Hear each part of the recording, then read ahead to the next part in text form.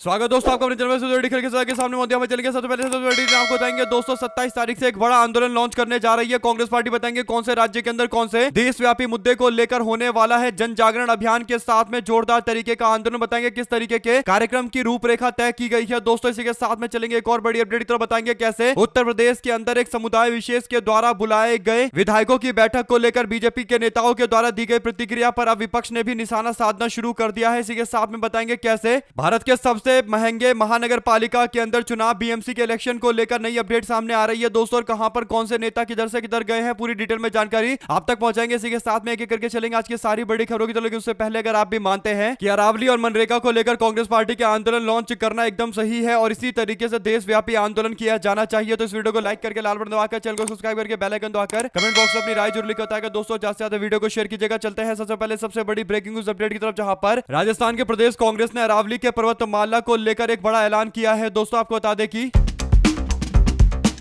Congress party ने ऐलान किया है कि 27 दिसंबर को सभी जिला मुख्यालय पर 3 किलोमीटर से अधिक की पैदल मार्च निकाला जाएगा। इसके बाद महात्मा गांधी के चित्र के साथ में मनरेगा विरोध प्रदर्शन में भी शामिल होंगे और 28 तारीख को ब्लॉक स्तर पर मुख्य मार्गों से पैदल मार्च करते हुए केंद्र सरकार के खिलाफ नारेबाजी की जाएगी। और 30 से 31 दिसंबर के बीच में मंडल और नगर कांग्रेस के कमेटियों के द्वारा गाँव और ढाड़ी के कॉलोनियों में गोष्ठियां की जाएगी, यानी लोगों से बातचीत की जाएगी और प्रभात फेरियां भी निकाली जाएगी। यानी कांग्रेस पार्टी के सारे संगठन को एक्टिव कर दिया गया है। इसमें कांग्रेस पार्टी के एक संगठन जिसकी सबसे बड़ी भूमिका होने वाली है वो है कांग्रेस का सेवा दल, जो अलग अलग गांव कॉलोनियों के अंदर गोष्ठियां करेगा दोस्तों और प्रभात फेरियां भी निकालेगा। कांग्रेस का दावा है कि बीजेपी के केंद्र सरकार के द्वारा अरावली की गलत परिभाषा के कारण 90% जमीन को बर्बाद करने की साजिश चल रही है और मनरेगा का नाम बदलने के साथ ही कानून में संशोधन से ग्रामीण गरीबों के रोजगार के अधिकार को छीना जा रहा है। प्रदेश कांग्रेस के अध्यक्ष गोविंद सिंह डोटासरा 19 अरावली प्रभावित जिलों के आंदोलन को तेज करने के निर्देश दे चुके हैं। यानी कांग्रेस पार्टी पूरे राजस्थान के 19 अरावली क्षेत्रों के अंदर आंदोलन को और तेजी से आगे बढ़ाएगी। और इसी टाइम में कांग्रेस ने 27 दिसंबर को कांग्रेस वर्किंग कमेटी की हाई प्रोफाइल बैठक बुलाई है, जिसमें मनरेगा पर रणनीति पर चर्चा किया जाएगा और किस तरीके से आंदोलन होगा इसकी जानकारी मिलेगी। जिसमें राहुल गांधी गुजरात से लेकर दिल्ली तक 4 राज्यों की पदयात्रा जन आंदोलन के माध्यम से कर सकते हैं, इस बात पर चर्चा की जाएगी और मनरेगा सबसे बड़ा मुद्दा बनेगा। सोनिया गांधी ने अरावली के मुद्दे पर सबसे ज्यादा जोर दिया है दोस्तों। ऐसे में कांग्रेस पार्टी के नेता और संगठन के महासचिव केसी वेणुगोपाल राष्ट्रीय स्तर पर प्रदर्शनों के ऐलान पहले ही कर चुके हैं। तो कांग्रेस पार्टी एक बड़े रोड मैप के साथ सामने आ रही है और 2026 की शुरुआत से ही आंदोलन की एक बड़ी रूपरेखा देखने को मिलेगी, जिसमें मनरेगा और अरावली बड़े मुद्दे होंगे। और राहुल गांधी खुद 4 राज्यों की पदयात्रा करने को लेकर तैयारियां कर रहे हैं। सीडब्ल्यूसी की बैठक में मोहर लगते ही कांग्रेस के नेता मैदान में उतर जाएंगे। अगर आप भी मानते हैं दोस्तों की पैदल यात्रा से कांग्रेस पार्टी और विपक्ष को सबसे ज्यादा चुनावी फायदा भी मिलता है और जनता के बीच में एक अवेयरनेस का प्रोग्राम भी होता है, जिसके कारण बीजेपी वाले बैकफुट पर जाते हैं। इसीलिए जनता से जुड़े हुए पैदल मार्च और आंदोलन शुरू किए जाने चाहिए और लगातार निरंतर चलता रहना चाहिए। तो लिखकर जरूर बताएगा, ज्यादा से ज्यादा वीडियो को शेयर कीजिएगा। चलते हैं एक और बड़ी अपडेट की तरफ दोस्तों, जहां पर उत्तर प्रदेश के अंदर 2 अलग अलग तरीके के बीजेपी के गुट के द्वारा किए गए बैठकों को लेकर भाजपा के 2 अलग व्यवहार पर कांग्रेस पार्टी ने सवाल खड़े किए हैं दोस्तों। दरअसल हुआ यह है कि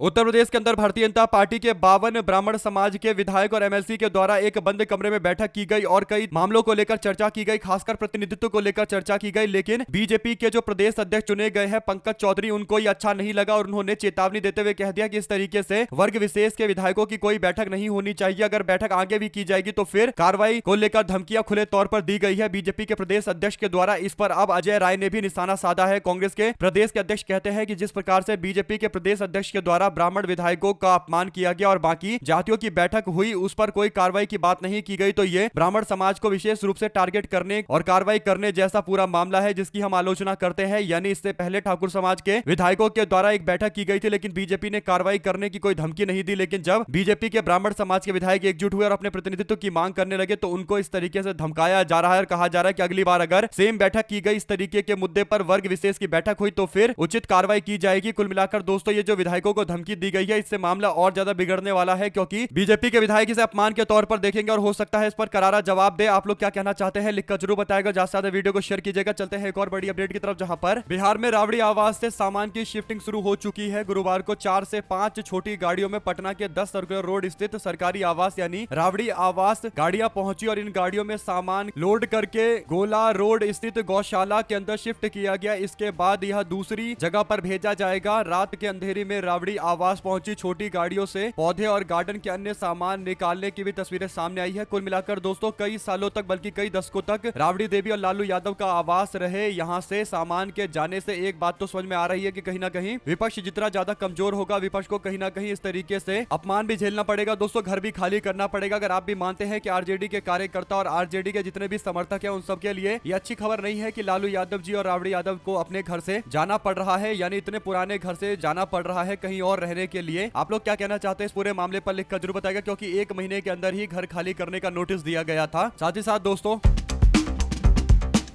मद्रास के हाईकोर्ट ने शुक्रवार को केंद्र सरकार को सुझाव दिया कि ऑस्ट्रेलिया की तरह भारत में भी 16 साल से कम उम्र वालों के लिए यानी बच्चों के लिए सोशल मीडिया पर रोक लगाई जानी चाहिए। कोर्ट ने कहा कि इस पर गंभीरता से विचार किया जाना चाहिए। मदुरई की बेंच की division bench justice G Jayachandran और जस्टिस के रामकृष्णन ने ये बात नाबालिगों को ऑनलाइन कंटेंट को आसानी से मिले जाने के मुद्दे पर दायर जनहित याचिका पर सुनवाई के दौरान बात कही है। याचिकाकर्ता एस विजय कुमार के वकील KPN पलानीवेल राजन ने ऑस्ट्रेलिया के नए कानून का हवाला देते हुए भारत के अंदर भी इस तरीके के कानून के नियम होने चाहिए ताकि बच्चों को ऑनलाइन कंटेंट उन कंटेंट से दूर रखा जाए जिससे बच्चों के विकास में कमी होती है और हर तरीके से लोग परेशान होते हैं। कई तरीके के बच्चों को लत लग जाती है दोस्तों, जिसके कारण मोबाइल एक बहुत बड़ी बीमारी के तौर पर उभर कर सामने आ रहा है और इन्हीं कारणों पर कोर्ट ने केंद्र सरकार को विचार करने के लिए बोला है और ऑस्ट्रेलिया के तर्ज पर बैन लगाने की मांग की गई है। क्या आप इसका समर्थन करते हैं या विरोध करते हैं? जो भी आपको लगता है लिखकर जरूर बताएगा। साथ साथ दिल्ली के हाईकोर्ट ने शुक्रवार को एयर प्योरीफायर पर GST 18% से घटाकर 5% करने की मांग वाली जनहित याचिका पर सुनवाई की। इस दौरान जस्टिस विकास महाजन और जस्टिस विनोद कुमार की बेंच ने केंद्र सरकार से पूछा कि एयर प्योरीफायर पर GST 18% क्यों लगाया जा रहा है, यानी जिस तरीके से हवा प्रदूषित हो चुकी है, दिल्ली के अंदर लोगों को सांस लेने में दिक्कतें आ रही है, तो लोग एयर प्योरीफायर खरीदने के लिए मजबूर हो गए हैं, यानी हवा को साफ करने वाली मशीन खरीदने के लिए मजबूर हो चुके हैं। लेकिन अव्वल तो यह है कि उसके ऊपर भी 18% का GST यानी टैक्स लगाया जा रहा है। एक तो बीजेपी की सरकार लोगों को, जनता को स्वच्छ हवा उपलब्ध करवाने में पूरी तरीके से विफल हो रही है और दूसरी ओर जो लोग स्वच्छ हवा पाना चाहते हैं और एयर प्योरीफायर लगाना चाहते हैं उनको अतिरिक्त 18% टैक्स यानी जुर्माना बीजेपी सरकार को देना पड़ेगा। यह अजीब तरीके की घटना है जिसे लेकर नाराजगी जताई कोर्ट ने और पूछा कि ये 18% का टैक्स क्यों लगाया जा रहा है जब आप लोग साफ हवा जनता को दे ही नहीं पा रहे, तो उनसे साफ हवा के लिए खरीदे जाने वाले एयर प्योरीफायर पर क्यों टैक्स वसूला जा रहा है। सवाल एकदम सही है। अगर आप भी इस बात से इत्तेफाक रखते हैं तो कमेंट बॉक्स में अपनी राय जरूर लिखकर बताएगा। दोस्तों चलते हैं एक और बड़ी अपडेट की तरफ, जहां पर आम आदमी पार्टी के संयोजक अरविंद केजरीवाल अजमेर शरीफ दरगाह के 814वें सालाना उर्स के मौके पर चादर की पेशकश करते नजर आए। केजरीवाल ने सोशल मीडिया प्लेटफॉर्म पर तस्वीर पोस्ट की है। दोस्तों उन्होंने इस पावन अवसर पर देश की तरक्की और अमन चैन और आपसी भाईचारे के लिए दुआ की है। केजरीवाल ने लिखा है कि हजरत ख्वाजा मोइनुद्दीन चिश्ती रहमतुल्लाह अलैह के